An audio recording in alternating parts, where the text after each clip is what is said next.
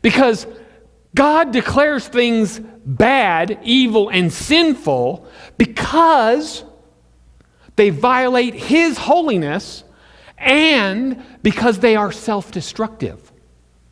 Don't do these things because they will destroy you. And so when the Christian plays with that, then they get mad when it leads to destruction. Where if we would simply follow the wisdom of God's Word, we would avoid many of those problems. Let me read you a modern parable.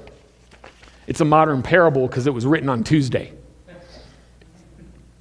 This modern parable has this idea of a self-destructive lifestyle versus receiving God's goodness. When you are making up the rules as you go, you're going to suffer the negative consequences. When you obey God's rules, you're going to receive the natural consequences. Trouble versus blessing. Trouble versus blessing. So listen to this. I really dislike the author, but I like the story. So, once, in the heart of the forested mountains, 2 hikers found themselves lost.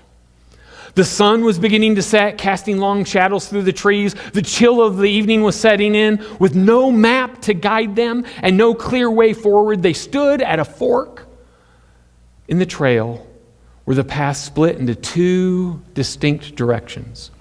The first hiker, Sam, eager to find a quick way out, noticed a narrow, barely visible trail that cut sharply into the thickest part of the woods.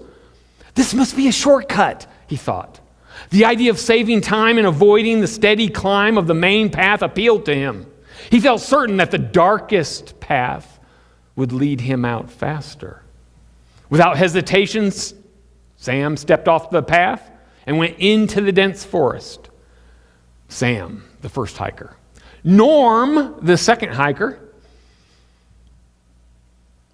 though tempted by the same shortcut, following his buddy Sam, he hesitated. The narrow path seemed treacherous, and something deep within him urged caution.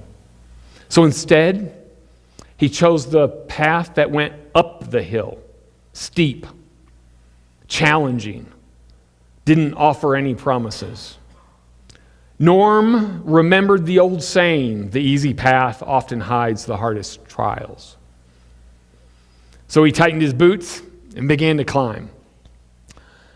As the first hiker, Sam, ventured deeper into the woods, the trail grew narrower and the ground more uneven. Thorny bushes scraped his legs. The air grew colder. Soon the path disappeared altogether, replaced by sharp rocks and unsteady ground. Every step became a struggle, every foothold treacherous. Exhausted and battered, Sam realized too late that the shortcut had led him into the heart of danger.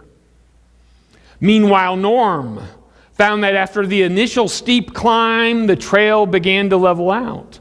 The trees parted, revealing a clear path ahead. The air became warmer, and he could hear the distant sound of running water. As he continued, the trail became easier to follow, eventually leading to a small clearing where he found fresh water and a shelter built by past travelers.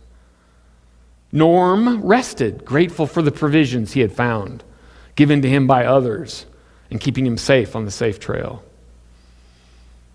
By the time night had fully fallen, Sam was still struggling in the dark, surrounded by the very dangers he had hoped to avoid.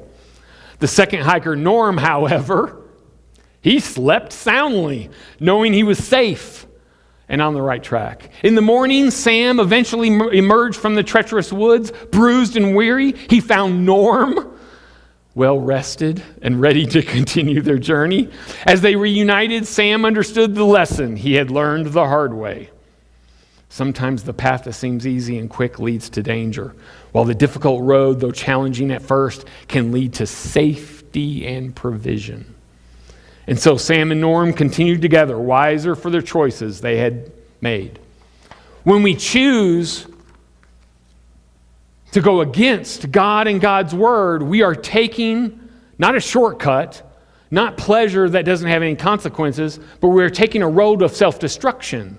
May it only scrape you up and leave you cold. When we choose to follow God and His rules for living, there's blessing there. The natural consequences of obeying God is blessing and goodness.